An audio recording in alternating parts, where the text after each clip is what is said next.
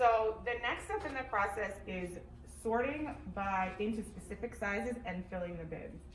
So first, you need 2 people to complete this test, or more than 2, but you need a set of 2 people to do each part of this test. So I'm the sorter, and Tanya is the bin filler.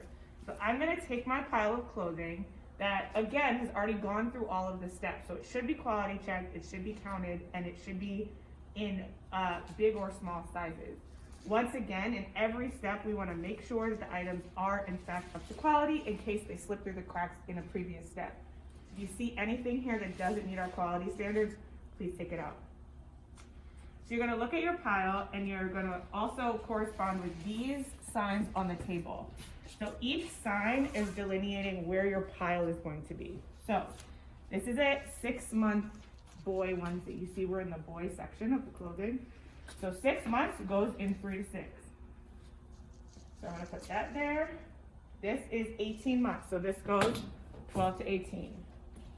Try to make your piles as neat as possible. 18 months, 12 to 18. 6 months, 3 to 6. And this one is a 3 to 6. So now we have our piles. So as I'm sorting, right, so I would have a cart here that I'm sorting through.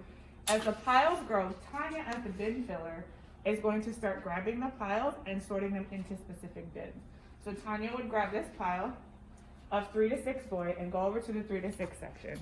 So each bin has a specific thing in it. So bin 1 is tops. So that's long sleeve shirts, short sleeve shirts, and long sleeve and short sleeve onesies. If you're confused, there's an image on the bin to tell you what it is. Bin 2 is bottoms.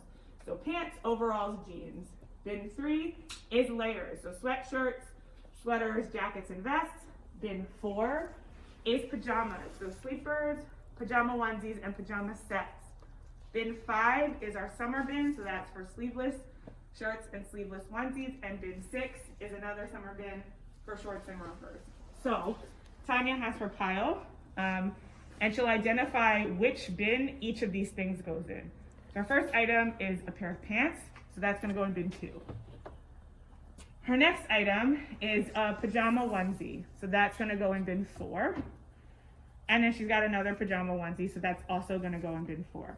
And so she would just keep coming back to the table and grabbing more piles as they increase until you get through the bin. Now, we're sorting boy. If you were sorting girl, the girl section has, boy section has 6 bins, the girl section has 7. The girls' bins are the same up to 1 through 6, but they have an additional bin for dresses. So bin 7 is dresses for girls. But otherwise it's exactly the same across the board.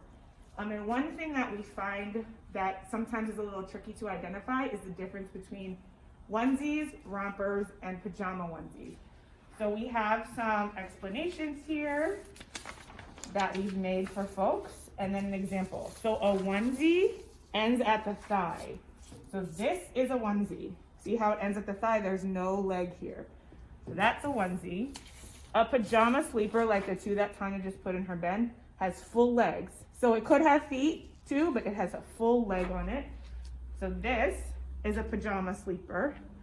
And a romper has short legs. So it looks like this. So if you're ever confused, sometimes baby clothing starts to all look alike. And focus on the legs to determine which category it goes into.